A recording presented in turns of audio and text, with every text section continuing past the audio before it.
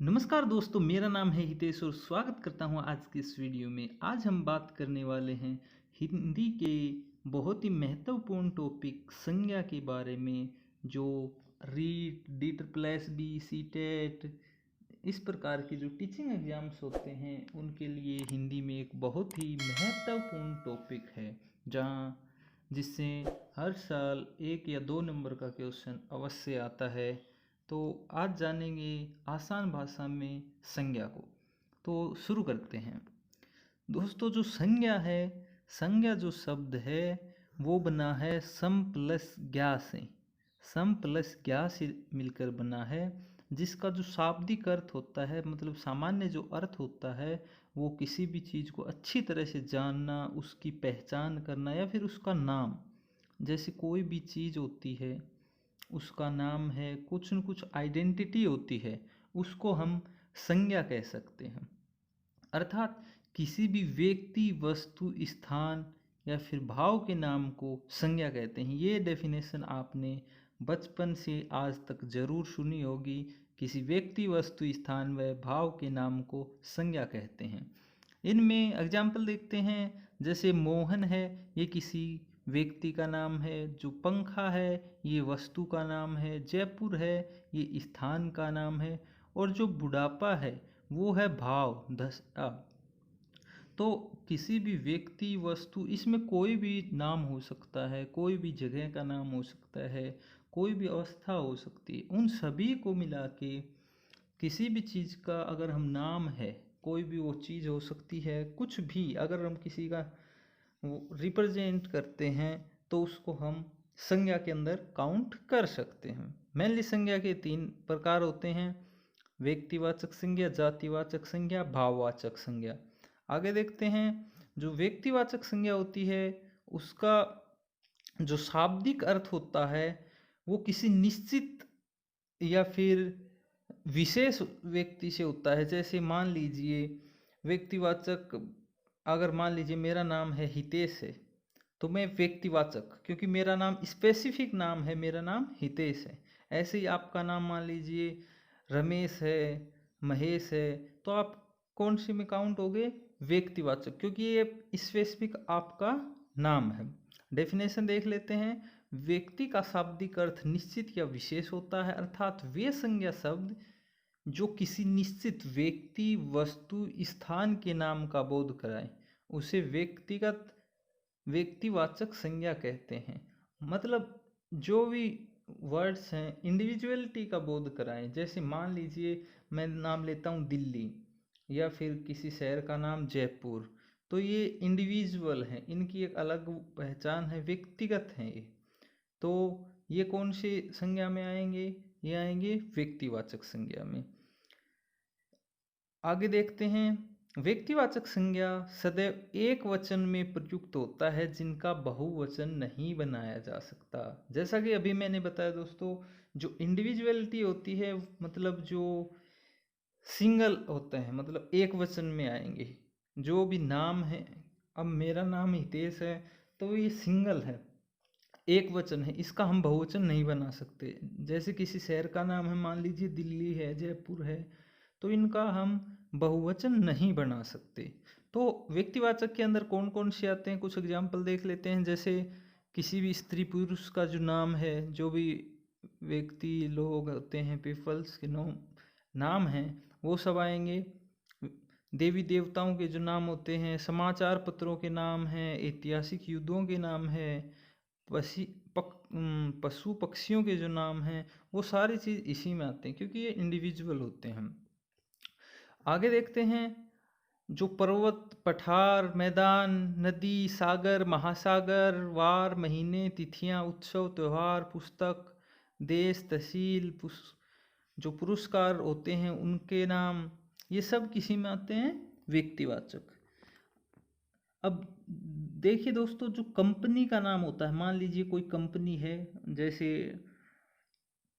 Reliance company है, तो ये एक इंडिविजुअल है, अकेली है, इसका नाम आएगा व्यक्तिवाचक संज्ञा में। ये कुछ ध्यान रखने की बातें हैं।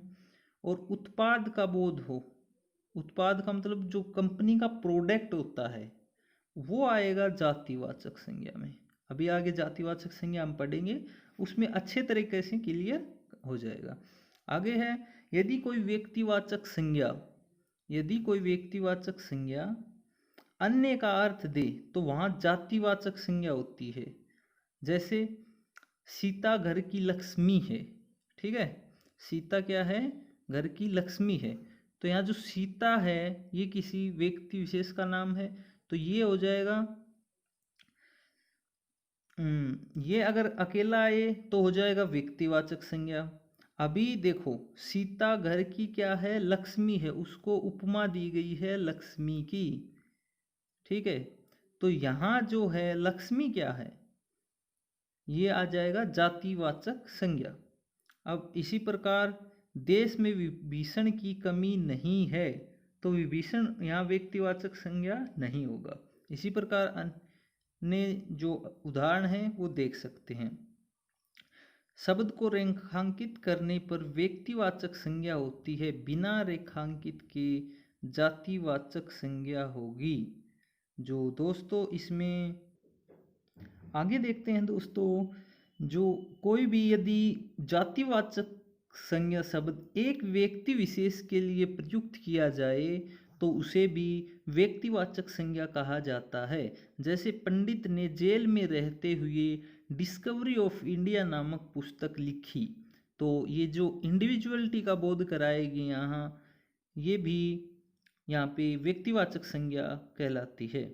जैसे गांधी जी देश के राष्ट्रपिता हैं, राष्ट्रपिता हैं वो अकेले हैं, इस प्रकार समझिए, क्योंकि वो अकेले हैं, ठीक है। तो राष्ट्रपिता जो महात्मा गांधी हैं वो भी किस में आएंगे, व्यक्तिवाचक संज्ञा में। आगे देखते हैं, यदि बहुव्रीहि समास के उदाहरण आ जाएं तो वहाँ भी व्यक्तिवाचक संज्ञा मानी जाती है। जैसे बहुव्रीहि समास में आपको पता होगा इस प्रकार के आते हैं जिनका अर्थ विशेष निकलता है। जैसे लंबा है जिसका उदर, इसका अर्थ किसके लिए प्रयुक्त किया गया है, यहाँ गणेश जी के लिए प्रयुक्त किया गया है, तो यहाँ व्यक्तिवाचक संज्ञा होगी। दशानन 10 हैं, आनंद जिसके, ये रावण के लिए प्रयुक्त किया जाता है, तो यहाँ पे भी ये व्यक्तिवाचक संज्ञा का उदाहरण होगा। उम्मीद करता हूँ अच्छे से समझ में आ रहा होगा। इसी प्रकार एक और ध्यान रखने वाली बात देखते हैं कि अगर भाववाचक संज्ञा बहुवचन में है, भाववाचक संज्ञा अगर बहुवचन में है तो वो जातिवाचक संज्ञा में काउंट होती है।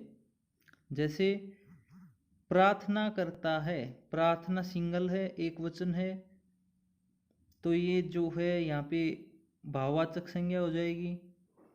बट यहाँ अगर आ गया प्रार्थनाएं, इसका बहुवचन बना दिया गया है, तो ये जातिवाचक संज्ञा में काउंट होगी।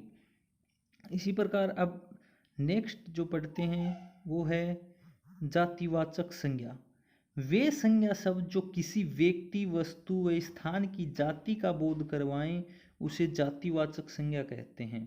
जैसे बच्चा है, साबुन, पंखा, देश, गांव, घर। जैसे बच्चा है तो इसमें सभी बच्चे आ गए, जितने भी बच्चे हैं, क्योंकि एक बच्चा किसी स्पेसिफिक नाम नहीं है यहाँ पे। जैसे मान लीजिए बच्चे का नाम हो रोहन, तो वो व्यक्तिवाचक में, पर बच्चा है तो बच्चा कोई भी हो सकता है, ये ग्रुप वो हो गया, तो इसलिए संपूर्ण जाति को दर्शाता है, कम्युनिटी को, संपूर्ण जितने बच्चे हैं उन सब के लिए प्रयुक्त किया जा सकता है बच्चा, तो ये जातिवाचक संज्ञा होगा। इसके भेद देख लेते हैं।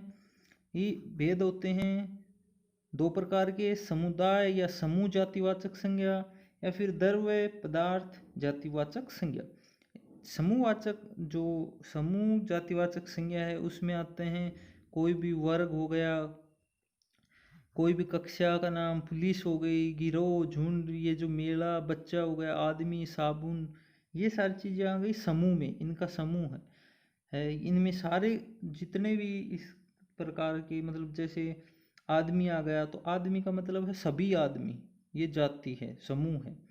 इसी प्रकार द्रव्य जातिवाचक संज्ञा में किसी भी पदार्थ की अगर बात करें, जैसे दूध है तो दूध जातिवाचक संज्ञा है। शराब, दही, ऐसे कोई भी जो पदार्थ हैं वो सारे आ जाएंगे जातिवाचक पदार्थ जातिवाचक संज्ञा में। आगे देखते हैं, आगे देख लेते हैं। आगे है भाववाचक संज्ञा। तो वे संज्ञा शब्द जो भाव का बोध दे अर्थात अमूर्त व अवास्तविक या अदृश्य तथा एक वचन हो उसे भाववाचक संज्ञा कहते हैं। भाव जैसे हमने बताया था, बुढ़ापा है, बचपन है, ये सब क्या है? भाव है, स्थिति है, दशा है। ठीक है दोस्तों, भाववाचक संज्ञा के प्रकार होते हैं मूल भाववाचक संज्ञा, यौगिक भाववाचक। मूल भाववाचक में जो मूल संवेदनाएं होती हैं, सुख हो गया, दुख, लाभ, हानि, कष्ट, पीड़ा, प्यार, दुलार, ये सारी चीज़ें आती हैं मूल भाववाचक में। ठीक है। यौगिक भाववाचक की बात करें तो इसको हम जातिवाचक से भाववाचक में बदल सकते हैं, सर्वनाम से भाववाचक में जो बदलते हैं, विशेषण से भाववाचक, क्रिया से, अव्यय से, इनकी बात करेंगे अभी। तो मुख्य जो भाववाचक संज्ञा के वो हैं, वो ये हैं, सुख हो गया, दुख, जो भी संवेदनाएं होती हैं वो सब आती हैं भाववाचक संज्ञा के अंदर। अब थोड़ा देख लेते हैं जाति से जो यौगिक भाववाचक हैं वो कैसे बनते हैं। जैसे अब जाति से भाववाचक देखते हैं। जाति का मतलब होता है जो बच्चा, हमने जातिवाचक संज्ञा में पढ़ा था कि जो बच्चा होता है वो संपूर्ण बच्चा कम्युनिटी जो होती है उनको रिप्रेजेंट करता है, यानी जातिवाचक संज्ञा का उदाहरण है। तो अगर इसमें हम पन लगा देते हैं तो ये बन गया बचपन। तो ये जो वर्ड है, बचपन शब्द है, ये है भाववाचक का, ये जो संज्ञा है ये भाववाचक हो गई। ऐसे ही लड़का है, इसका लड़कपन हो गया। नौकर है, इसमें ई लगा देते हैं तो ये नौकरी बन गया, ये भाववाचक हो गया। ऐसे ही सर्वनाम शब्दों से भी भाववाचक संज्ञा बनाई जा सकती है। जैसे निज है, निज के आगे अगर हम ता प्रत्यय जोड़ देते हैं तो निजता हो गया, जो एक भाववाचक संज्ञा बन जाती है। इसी प्रकार आगे देखते हैं, विशेषण से अगर भाववाचक संज्ञा बनानी हो तो जैसे मान लीजिए मधुर है, किसी भी चीज़ की, किसी भी संज्ञा की विशेषता बताता है, मधुर है कोई भी चीज़, मान लीजिए आवाज़ मधुर है, तो उसमें अगर ता प्रत्यय जोड़ देते हैं तो मधुरता बन गया। तो ये जो वर्ड है, ये शब्द है, ये भाववाचक संज्ञा बन जाता है। इसी प्रकार क्रिया से भी भाववाचक संज्ञा बना सकते हैं। जैसे लिखना कोई क्रिया है, इसमें अगर आवट प्रत्यय जोड़ देते हैं तो लिखावट बन जाता है। अब ये क्रिया न होके ये भाववाचक संज्ञा का उदाहरण बन गया। इसी प्रकार और भी हैं।